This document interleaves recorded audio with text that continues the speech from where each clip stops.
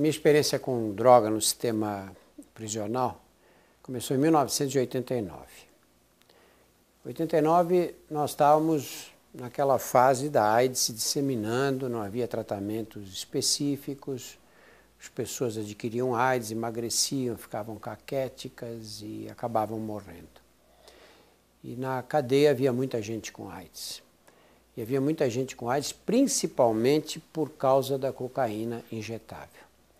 É engraçado a gente falar hoje, mas naquela época se admitia que a cocaína era uma droga de rico, maconha era droga de pobre, cocaína era droga de quem tinha dinheiro.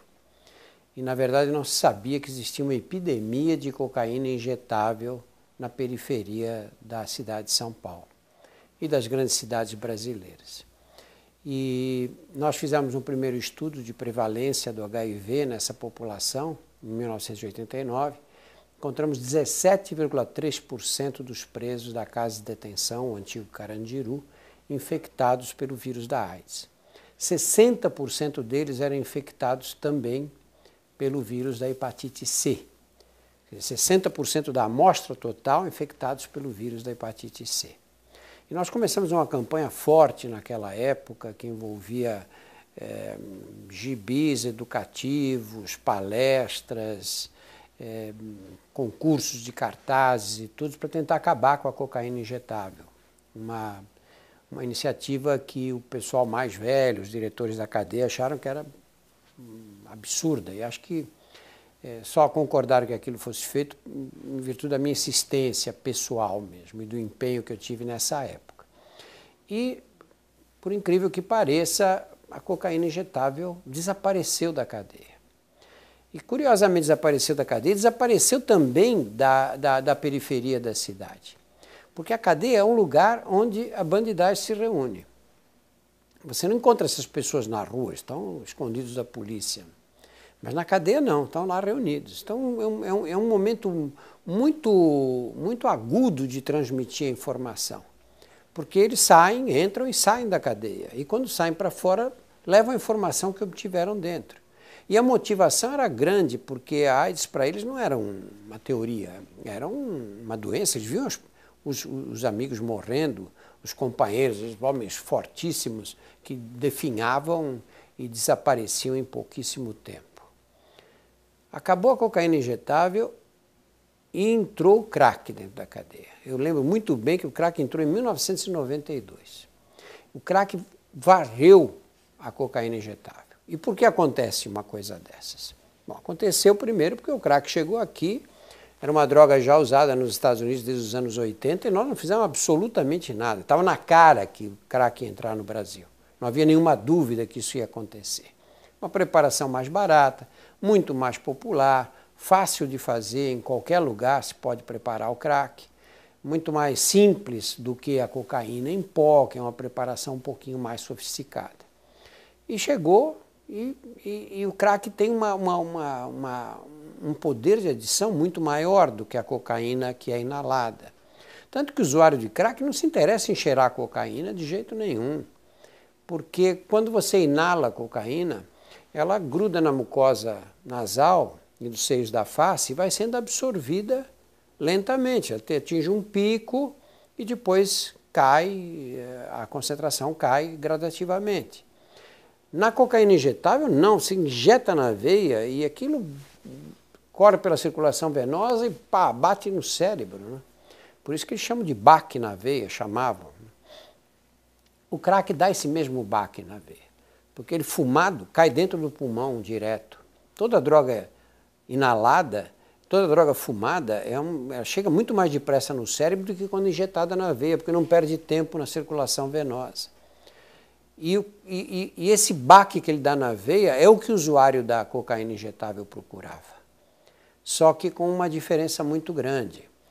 Muita gente não usava cocaína na veia por causa dessa coisa de se picar, etc., seringa, muito mais complicado.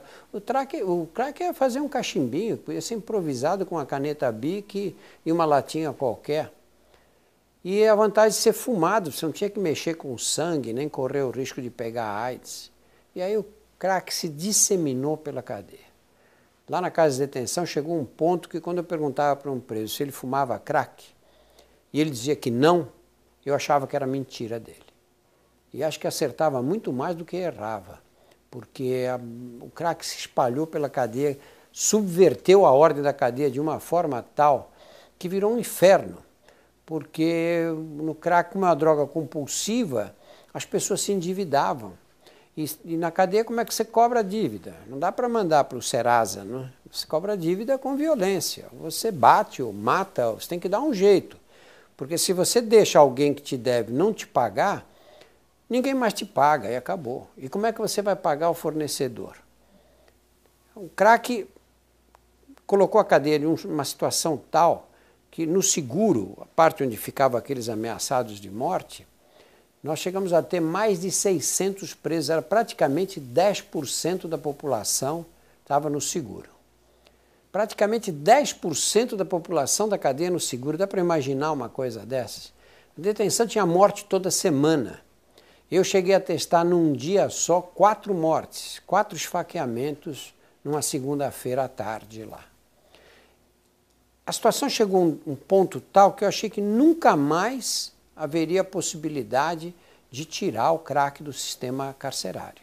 Isso nós vamos conviver com essa praga de agora para sempre. Só que droga é moda. Houve a moda da cocaína, houve a moda de injetar anfetamina na veia, pervitin, sulfato de benzedrina, etc. Lá atrás, isso anos 50, 60. E veio a moda da cocaína injetável e depois vem a moda do crack. Um dia vai passar também, mas essa moda do crack é mais complicada, porque a droga é muito compulsiva e o uso fica, ela é avassaladora. Aqueles que entram nesse caminho têm muita dificuldade de largar. O que aconteceu nos últimos anos? Vamos dizer, do ano 2000, mais ou menos, para cá, uma das facções criminosas tomou conta da maioria dos presídios e se sobrepôs às outras. Né? Isso é uma lei darwiniana. Né? Se o Estado, o poder é um espaço abstrato que nunca fica desocupado. Se o Estado se retira, esse poder que ele deixou ali vai ser ocupado por alguém. E se existem várias quadrilhas tentando disputar esse espaço, o princípio darwiniano básico, né? Uma delas vai prevalecer. E foi o que aconteceu no estado de São Paulo. E essa quadrilha, quando tomou conta, acabou virando uma facção com poder realmente de controlar grande parte dos presídios, passou a ter interesses econômicos, interesses financeiros. E se você tem um interesse financeiro numa organização desse tipo, você não pode admitir uma droga como o crack. Porque o crack, se a pessoa te paga uma mensalidade, ele começa a fumar crack, ele para de pagar. Então eles proibiram o crack em todas as cadeias. Em São Paulo não existe mais crack na cadeia. Então o que acontece com ele? O que eu aprendi com o crack? Eles pegam o craqueirinho na rua. Nós temos essa coisa de não poder internar ninguém contra a vontade, essa discussão teórica que se arma em torno desse tema. Não tenho nada contra quem pensa de um jeito contrário. Mas você não interna, você não dá nenhuma assistência. E a hora que ele comete o primeiro crime, a hora que ele começa a roubar, porque como é que vai conseguir dinheiro? Ele não trabalha, não tem mais família, está afastado, está vivendo na rua. Como é que ele vai conseguir dinheiro para fumar mais crack? Ou para comprar o mínimo de coisas que ele precisa consumir? Ele vai roubar. A hora que ele rouba, o que a gente faz? Manda para a cadeia. E aí tranca na cadeia.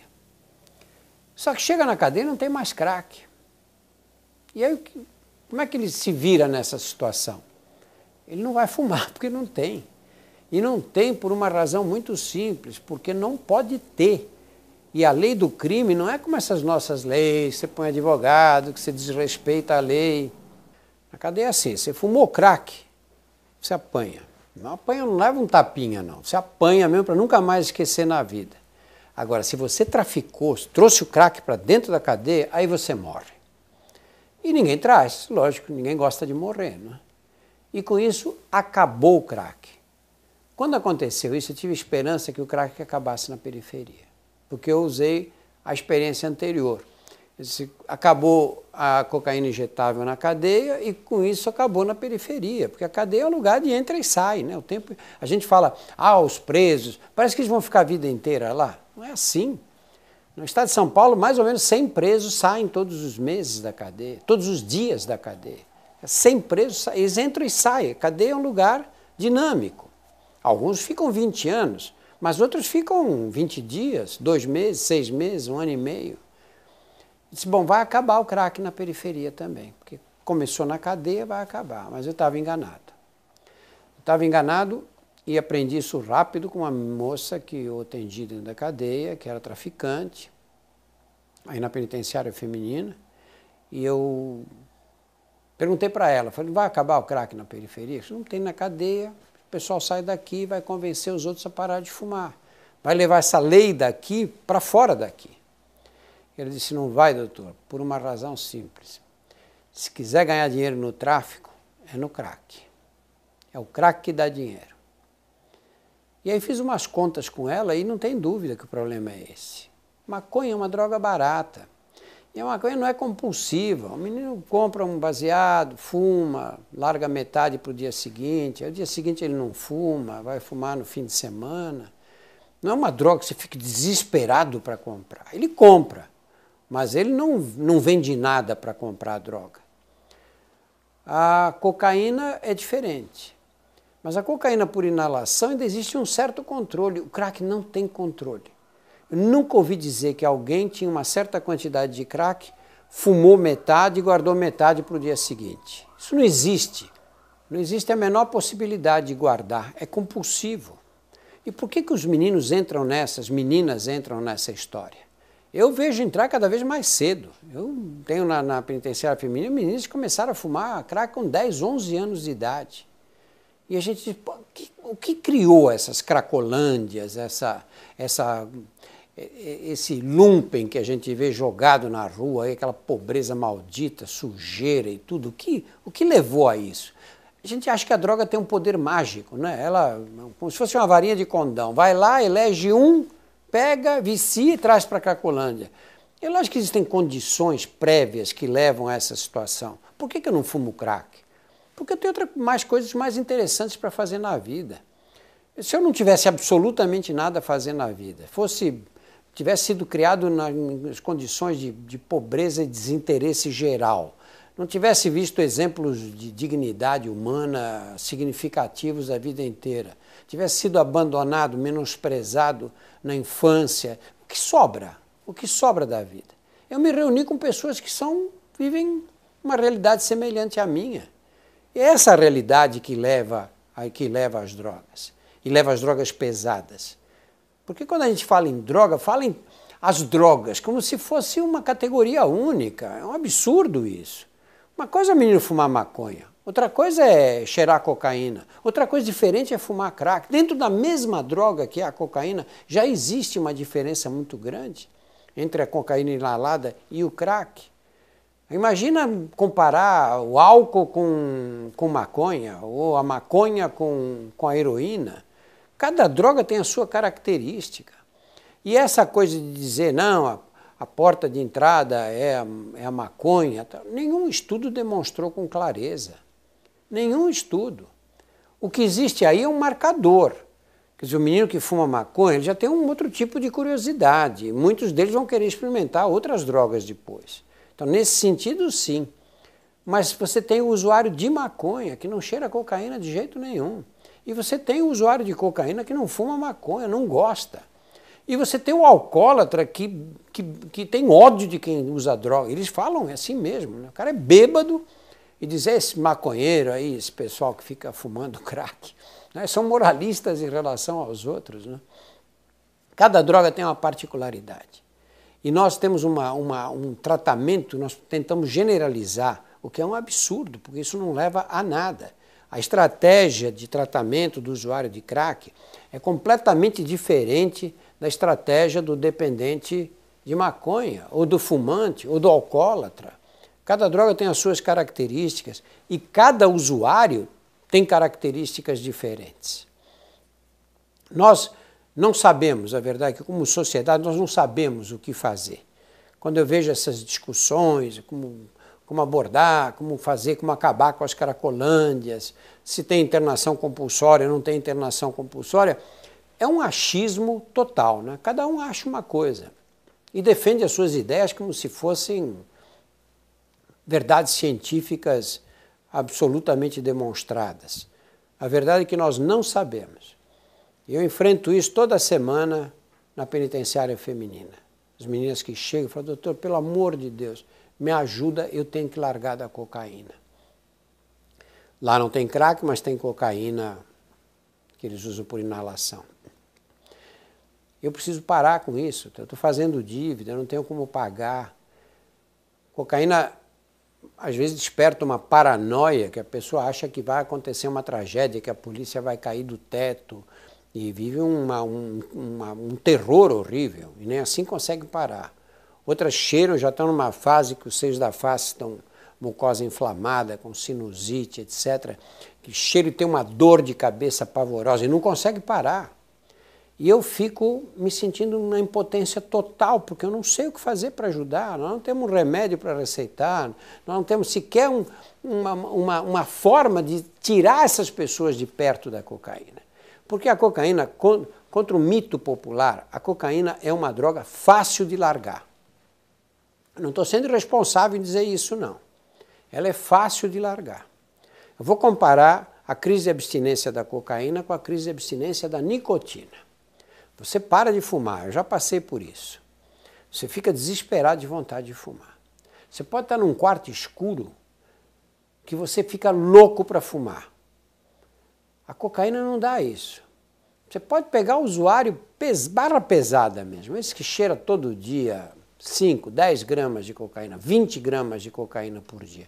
Tira ele do ambiente. Leva ele para um outro lugar, onde ele não tem a cocaína, ele vai passar uns dias agitado aí no começo. E ele esquece da cocaína. O problema é que ele não pode ver a droga. Ele não pode ver a droga, ele não pode ver o lugar onde ele usava a droga, e ele não pode ver alguém sob o efeito dela. Porque nessa situação aí é inviável, aí é impossível resistir. Porque dá uma coisa que parece síndrome do pânico. O coração dispara, dá cólicas abdominais, a pessoa tem a impressão que vai morrer. Alguns chegam a vomitar nessa hora, só de olhar a droga. Tanto que todos os programas de recuperação de usuários de cocaína dizem tira do ambiente, leva para outro lugar. Porque se ele ficar no ambiente, vai recair obrigatoriamente. Eu acho que nós estamos evoluindo, começando agora a dar os primeiros passos, a entender um pouquinho mais o que representa essa história do uso de drogas. Acho que nós vamos conviver com as drogas para sempre, por séculos ainda. Não vai haver um momento em que diz, bom, a humanidade está livre das drogas. Isso não vai acontecer nunca. Sempre vai haver gente que usa a droga e que faz o uso abusivo. O que nós temos que saber é o que fazer e de que maneira proteger as crianças, o que fazer com esses que não começaram a usar ainda a droga. O crack começou nos Estados Unidos na década de 80. Nós aqui no Brasil ficamos de braços cruzados. O crack chegou aqui no início da década de 90. Agora nós estamos começando a nos preocupar por causa dessa paisagem urbana que as cracolândias representam e que chocam as pessoas que se aproximam dela. Agora, olha quanto tempo, nós passamos 20 anos, pelo menos, de braços cruzados. E agora estamos vendo as consequências dessa falta de ação, dessa falta de buscar métodos educativos para que a criança não se entusiasme em experimentar uma droga que pode causar destruição que o crack provoca. Nós temos já uma cultura melhor em relação ao álcool. Por exemplo, você proíbe vender álcool para criança. Não quer dizer que adolescentes não bebam, bebem, mas existe uma cultura melhor em relação ao álcool, um uso mais controlado, porque também não é uma droga tão compulsiva quanto o crack. Agora nós temos que aprender a lidar com o crack. Mas vai ser muito sofrido esse caminho. Mais ou menos um mês ou dois atrás, uma colega que trabalha comigo no Fantástico, na Rede Globo, falou, Drauzio, eu propus aqui uma pauta sobre essas crianças que nascem de mães usuárias de crack. E eu achei interessante a pauta. Ele falou, você me ajuda a fazer? Eu falei, vamos fazer. E aí fizemos, ela fez toda a produção, etc. E a Luciana, e eu fiz a parte médica mesmo da história do crack. A gente, quando passa nas Cracolândias, vê, invariavelmente vê uma menina grávida, né? E, em geral, mais de uma menina grávida. E aí fica todo mundo chocado, fala, nossa, tem menina grávida, não é? Já fuma crack, está grávida. Se ela está no meio daquele pessoal, é porque ela continua a fumar grávida, lógico, né? Só que eu achei interessante a ideia dela, porque assim, o que acontece com essas moças? E o que acontece com essas crianças que nascem? E nós fizemos uma matéria no Fantástico, Os Filhos do Crack. Passou umas semanas atrás aí.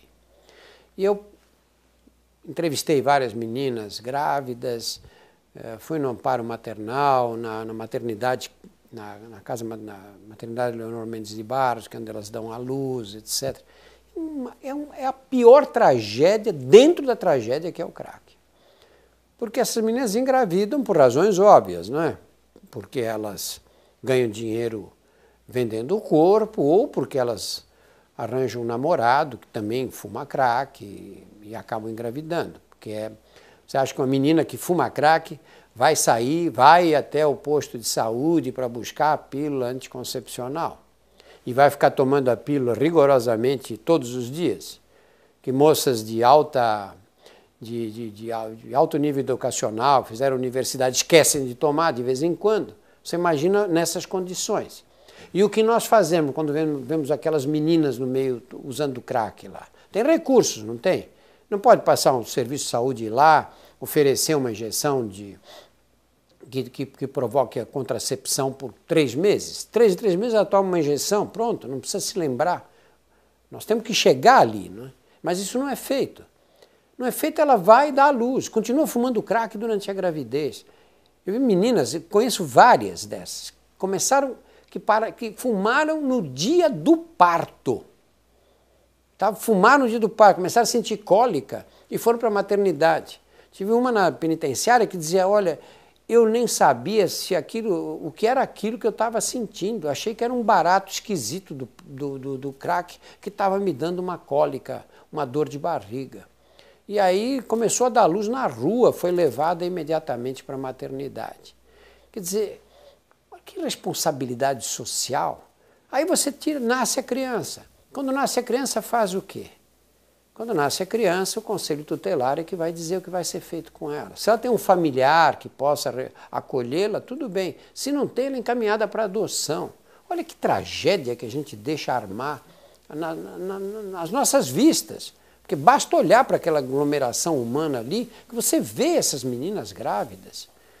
O que acontece com essas crianças? O que a gente pode esperar delas? Esse é um problema que no Brasil ninguém fala. E eu acho que é um dos principais problemas nacionais, se não for o mais importante de todos. Cada um de nós tem uma lista sobre os problemas do país, né? Eu colocaria em primeiro lugar na lista a falta de acesso ao planejamento familiar das classes mais pobres. Essa é a violência maior que a sociedade brasileira comete contra a mulher pobre.